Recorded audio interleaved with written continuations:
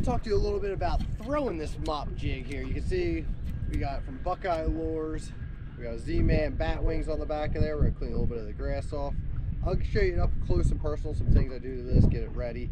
But what I first want to show you is kind of how I'm fishing it. So, fire it out there, make a nice long cast. I got a real long tapering point that comes out here. I just caught two right in this little area. So, I'll show you those here in a second.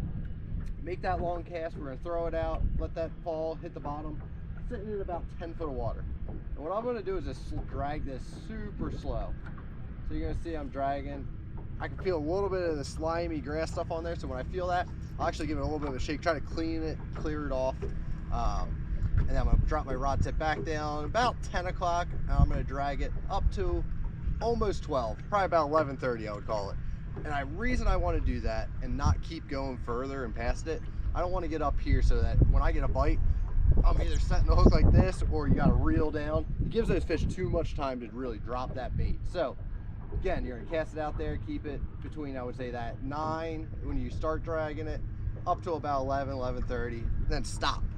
And that's the key here with this mop jig is that pause, the living rubber really just starts pulsing and kind of kicking around, and it lets it do its own thing. So you don't want to overwork this. You don't want to be out here hopping it along, jumping it around. It doesn't look natural to the fish. It doesn't get the most out of the living rubber in that Z-Man trailer. What's cool about that, the Z-Man trailer, Elastec, it floats. I'll show you here in a little video when it's in the tank at home, how it pulses around down there. It really looks alive.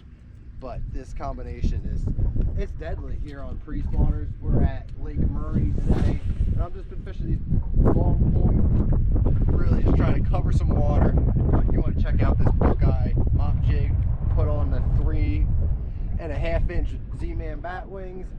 Rod I'm using, it's a 7.6 heavy action hex. I use a heavy action, I make that long cast. I really want to be able to drive that hook point home. There's some giants in this place, so you don't want to make sure you give them any advantage that they can have. As I'm dragging this 15 to 20 pound Seaguar Tatsu line I'm using. This right here, I'm using 20 today. There's some rock down in here, so if you don't want to have to worry about it. The water's a little bit dirty too, so the combination of that is what lets me get away with that heavier line. Soleus XCS favorite reel. It's a 8-1-to-1. That way when they pick it up and start running at you, you can catch up to them. I got hung up on them. There's a little bit of rock down there right now, so we're going to go over there and get it. But check out Buckeye Lures, mop jigs. You're not going to be disappointed.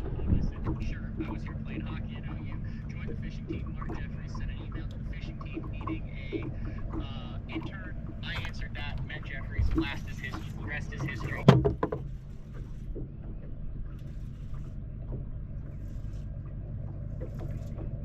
Oh, this might be a big one.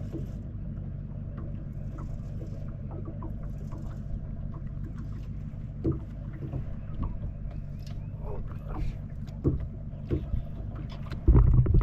There we go. Look at that big old fatty. Woo!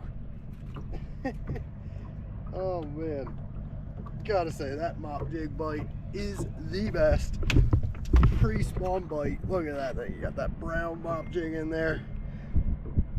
Oh, get that sucker out there. Whew. But yeah, mop jig, Buckeye Lures, you definitely want to check them out. Look how fat she is. She's just big old pretty.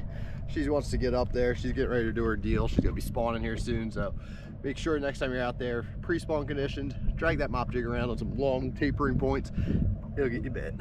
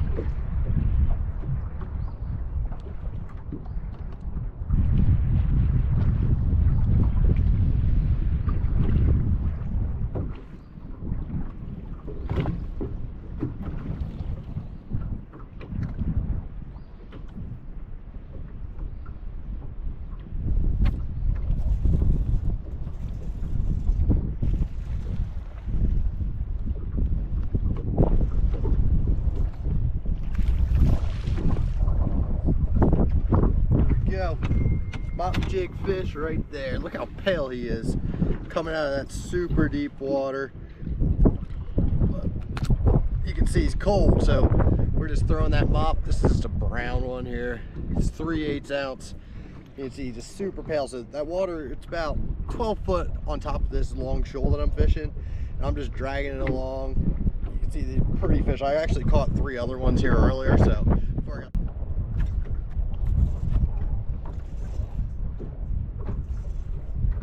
big one on the mop jig. Oh, there you go. He's jumping. Oh man. Come on, baby. Come on. Oh, there we go. Look at that thing. Another one. On that mop jig. Look at that fat pre-spawner. She is pretty. But man, just look at him eating that thing up. That natural living rubber down there, just round rubber, just keeps pulsing. It really keeps those fish just looking at it. But man, that's a nice one. Just super pretty. Let's see if we can't get back out there and get another one.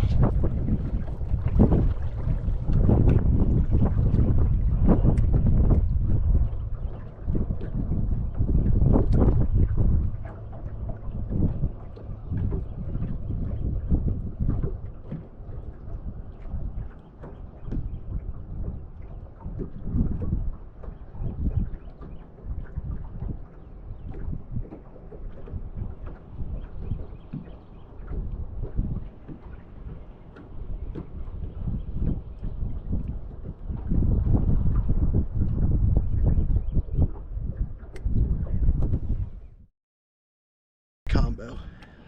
Let's get this fish back and I'll show you it up close real quick, but that's a good one. Let's get in the water. She's back in. This is Elastec. So what I like about this is not only does the living rubber pulse out, really stand out to those fish, we have that Z-Man Elastec on here. So it kind of rolled on itself when I set the hook. I'm gonna take it off. I'm just hanging this on there. And what this does, when it hits the bottom, it puffs out with the skirt, living rubber, wild looking. But then we have that Z-Man trailer, that bat wings. This is the 3.5-inch version, and that's sitting on there, and it's sitting right in the middle. That gives them a nice target. That's why I like that bulky size. They also have a smaller 2 3/4-inch one, but this 3.5 is what you want. Just hang it on there. 20-pound Seaguar Tatsu, favorite rod, 7.6 hex. Swing on them hard, get them in the boat. Big pre-spawners. This is the bait you want.